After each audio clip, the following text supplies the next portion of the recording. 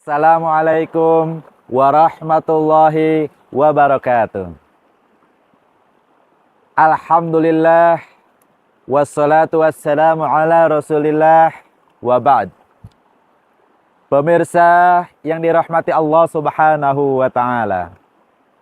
Al-Qur'anul Karim, kitab suci kita, kitab suci umat Islam adalah kitab suci yang ilmiah. Kalau kita lihat secara fakta, beberapa fakta terkait dengan Al-Quran itu bisa kita lihat dan ini bisa diterima oleh semua pihak. Fakta yang pertama, bahwa Al-Quran pertama kali ada di wilayah Arab. Itu adalah fakta yang pertama. Fakta yang kedua, bahwa Al-Quran itu berbahasa Arab. Dan fakta yang ketiga, orang yang pertama kali menyebarkan Al-Quran itu adalah Muhammad Sallallahu Alaihi Wasallam. Kita coba melakukan semacam analisis sederhana tentang asal-usul Al-Quran. Dilihat dari fakta-fakta itu ada 3 kemungkinan ya asal usul Al-Quran. Pertama, karena dia berbahasa Arab, ada kemungkinan Al-Quran itu dibuat atau dikarang oleh orang Arab. Yang kedua, karena dia Al-Quran pertama kali disebarkan oleh Muhammad Sallallahu Alaihi Wasallam, maka bisa jadi ada kemungkinan Al-Quran itu adalah karangan Muhammad Sallallahu Alaihi Wasallam. Kemungkinan yang ketiga, ketika di Al-Quran dikatakan bahwa Al-Quran adalah kalamullah, maka kemungkinan yang ketiga adalah Al-Quran memang kalamullah. Al-Quran memang perkataan Allah yang diturunkan oleh Allah Subhanahu wa taala. Pemirsa yang dirahmati Allah Subhanahu wa taala, kita coba melakukan analisis bagaimana sebetulnya atau apakah kemungkinan-kemungkinan tersebut mana yang betul. Kemungkinan pertama, ketika dikatakan bahwa Al-Quran itu karangan orang Arab, ternyata Al-Quran sendiri membantah, menolak, bahkan menantang orang Arab untuk membuat semisal dengan Al-Quran. Jika benar apa yang mereka katakan, maka datangkanlah atau buatlah 10 surat yang semisal dengan Al-Quran itu.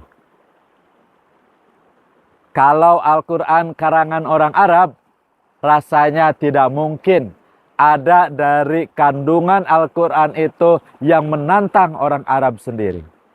Ternyata di dalam Al-Quran terdapat tantangan ya, yang menantang orang Arab untuk membuat 10 surat yang semisal dengan Al-Quran. Orang Arab ada yang mencoba untuk membuat yang semisal dengan Al-Quran. Ketika di Al-Quran ada yang namanya surat Al-Fil, surat gajah, mereka juga coba untuk membuat surat yang namanya Al-Fil. Al-Fil, ma huwa fil, wa ma adraka mal fil.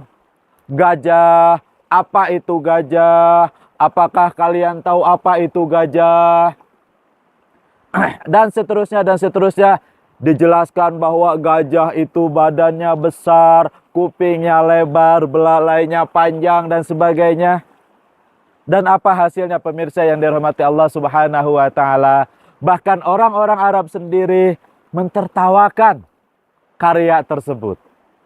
Ini menunjukkan bahwa orang Arab sendiri pun tidak bisa membuat 1 surat, jangankan 10, 1 surat saja yang semisal dengan Al-Quran. Bahkan di ayat yang lain Allah menantang ya agar silahkan mendatangkan siapa saja, baik dari kalangan manusia maupun dari kalangan jin, untuk membuat satu surat saja yang semisal dengan Al-Quran.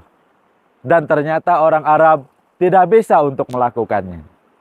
Ini menunjukkan bahwa betul Al-Quran bukan karangan orang Arab. Jadi kemungkinan yang pertama bahwa Al-Quran adalah karangan orang Arab, itu adalah kemungkinan yang batil.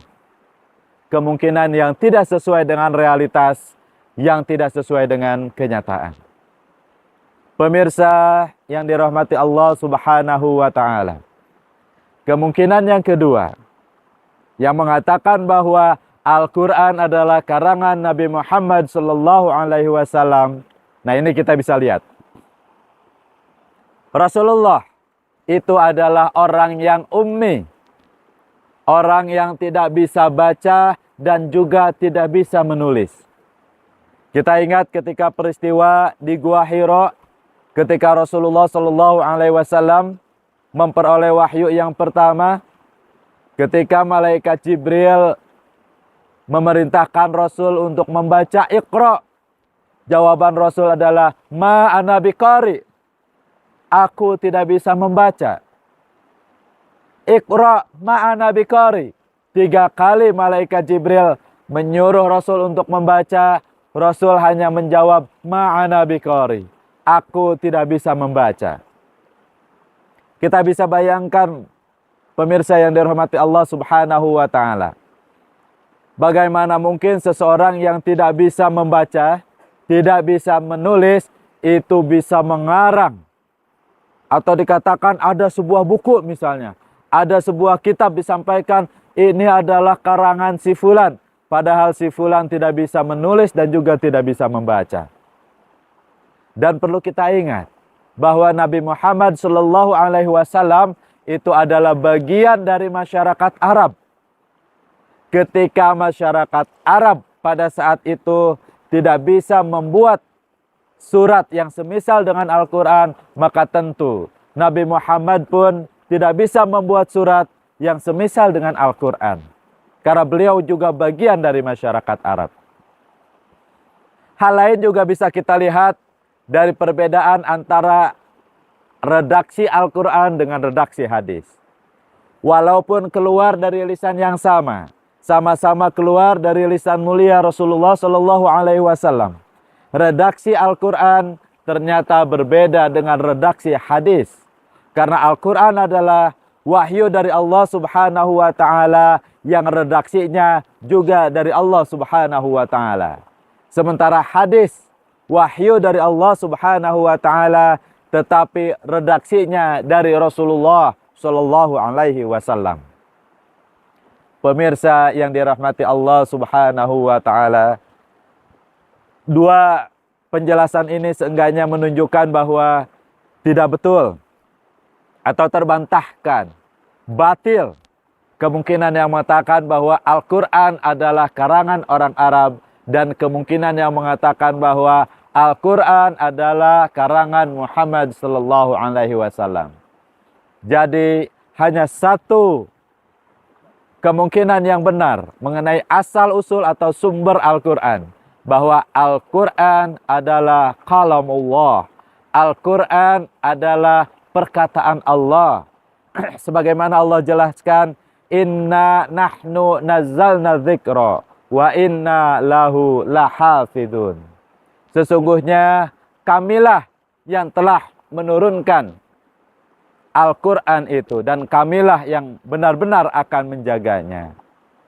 Wallahu a'lam, mudah-mudahan ini bisa memperkuat keimanan kita terhadap Al-Quran, mempelajarinya, membacanya, dan menjalankan isinya, serta mengamalkan semua ajaran dan aturan yang ada di dalam Al-Quran dalam kehidupan kita sehari-hari.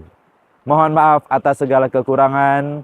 Jazakumullah khairan katsiran. Billahi taufiq wal hidayah. Wassalamualaikum warahmatullahi wabarakatuh.